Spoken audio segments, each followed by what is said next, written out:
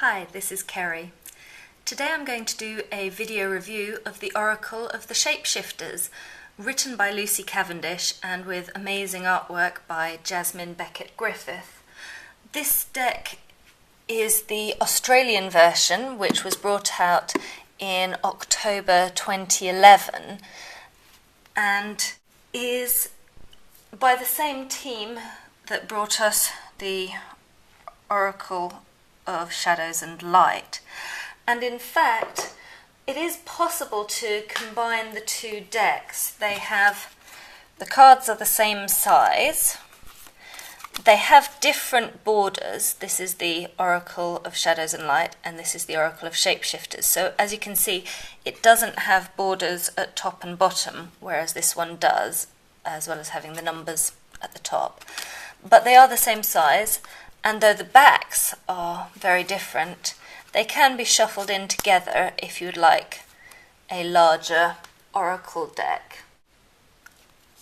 So, looking specifically at the Oracle of the Shapeshifters, once again in Jasmine Becket-Griffith's artwork, we come across a number of fairies and angels. But I think the big difference in this deck is that they have found more of a theme in the sense of there being animals in all of the cards to go along with the fairies or bat-winged girls. That there is always this aspect of shape-shifting into an animal familiar, perhaps. We have a number of albino cards in this deck, and as I say, some of these creatures, they're not necessarily fairies or angels. Here we have a dragonling in a cute garden, another albino, and some are more obviously fairies. All of these ones are winged creatures of some sort, a reference to Edgar Allan Poe, I think, and one who is specifically a fairy. Once again, all of these have a little sentence at the bottom. This one is named The Fairy Bee, and it says, "My life is sweet." And we have the butterfly ferrets, brother raccoon, and the black cat. As you can see, there's quite a lot of symbolism in these cards. Although they might look quite simple at first glance, there's a lot of depth. There's a scarecrow, there are ravens, there's the black cat, there's her own black wings, the colour of her clothes. All these things give us little clues about how to interpret the cards. Of course, in the book, written by Lucy Cavendish, we do also have, once again, a little introduction, various spreads.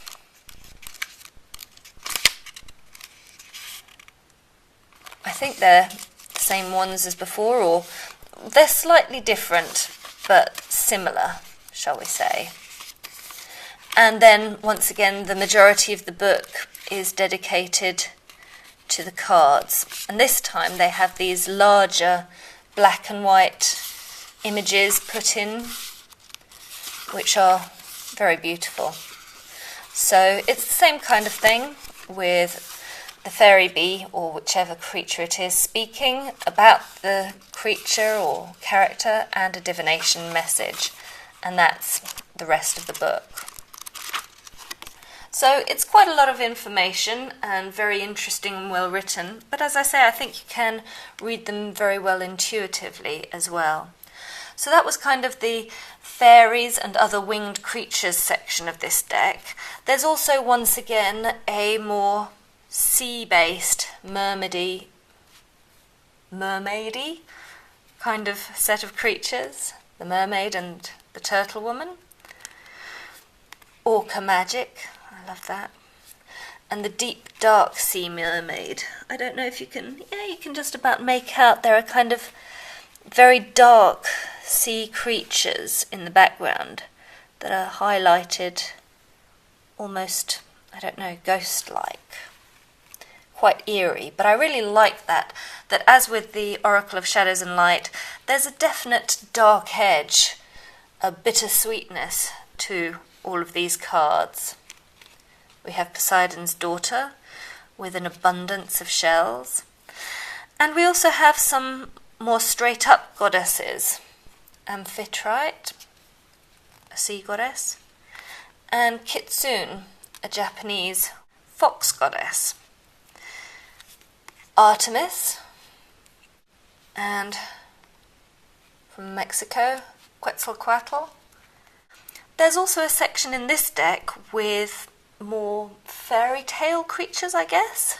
We have Beauty and the Beast, Snow White and her animal friends, Alice in the Looking Glass, Alice in Wonderland, and the Frog Princess, or the princess who kissed the frog.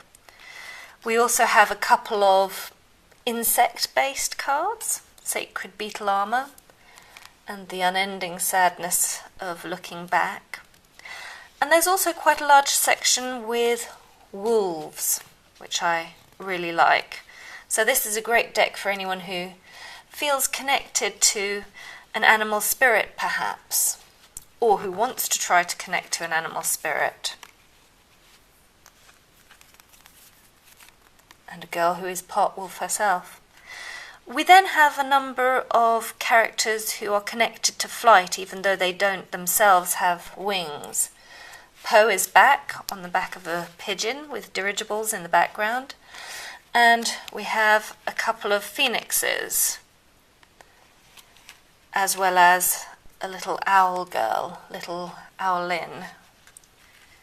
Wisdom as light as a feather, which really, for me, captures the whole feel of this deck.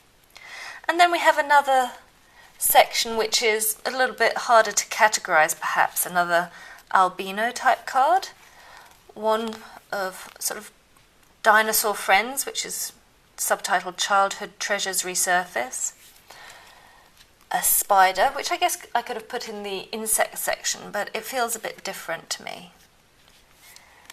Cute kittens, but you have to choose. A snake princess with a bit of a Adam and Eve feel to her. And Queen Elizabeth from England, as well as a unicorn. And yet with Fiona there is this slightly dark feel to it. So even though there is a unicorn and plenty of fairies, I don't think that this feels like a fluffy deck. It has a definite dark edge to it, which I really appreciate. This is probably my very favourite Oracle deck of all. I think that these creatures are really magical, full of character, can be read intuitively, and the messages in the guidebook are also really, I don't want to say just positive, because they're not just positive.